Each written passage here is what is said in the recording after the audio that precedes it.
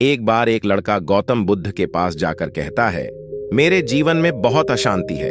कृपा करके आप मेरा मार्गदर्शन कीजिए जिससे कि मैं इस अशांति से छुटकारा पा सकूं।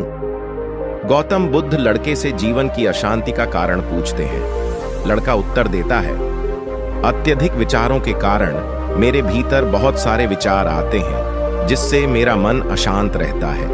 बुद्ध मुस्कुराते हुए कहते हैं, ऊपर आकाश की ओर देखो और बताओ कि तुम्हें सूर्य दिख रहा है। लड़का ऊपर देखता है और कहता है, धूप दिख रहा है। बुद्ध उससे पूछते हैं कि अगर तुम लगातार धूप में खड़े रहोगे तब क्या होगा। वह कहता है, मुझे अत्यधिक गर्मी लगेगी और शरीर में बेचैनी होगी। बुद्ध लड़के से कहते हैं कि अगर धूप में खड़े रहने से तुम्हें गर्मी लगती है तो इसमें दोष किसका है, सूर्य के ताप का या तुम्हारा। लड़का कुछ सोचने के बाद कहता है, इसका जवाब आप भी बताइए। बुद्ध कहते हैं, सूर्य का काम है ताप देना और ताप का काम है गर्मी लगना। ऐसे में तो दोष तुम्हारा ही है कि तुम धूप में जाकर खड़े हुए जिससे कि तुम्हें गर्मी लगी। तुम्हें अगर शीतलता चाहिए तो तुम्हें छांव में रहना होगा। ठीक इसी तरह चंचल मन का भी स्वभाव होता है विचारों और भावनाओं को जागृत करना। विचार क्षण भर के लिए होते हैं, लेकिन विचार से पैदा हुई भावनाएं देर तक टिकी रहती हैं। लेकिन यह तुम्हें निर्णय लेना है कि तुम्हें विचार और भावनाओं के साथ चलना है या अलग दिशा बनानी है। बुद्ध कहते हैं, मन को शांत करने के लिए तन के आयाम पर काम करना सबसे आसान तरीका है। शरीर के स्तर पर हमारी कर्मेंद्रियां और ज्ञानेंद्रियां हैं। कर्मेंद्रियां कर्म और ज्ञानेंद्रियां ज्ञान से जुड़ी होती है।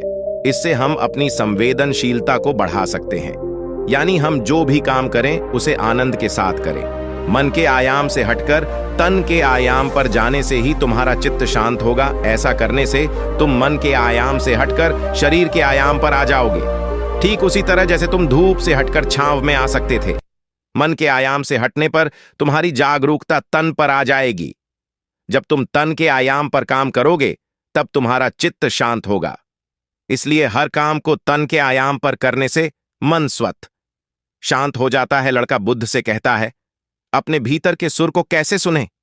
बुद्ध कहते हैं, किसी शांत स्थान पर रहकर जहां शांति हो, तब अपनी आंखें बंद करो और मन के भीतर चल रहे शोर से हटकर भीतर के सुर को सुनने की कोशिश करो।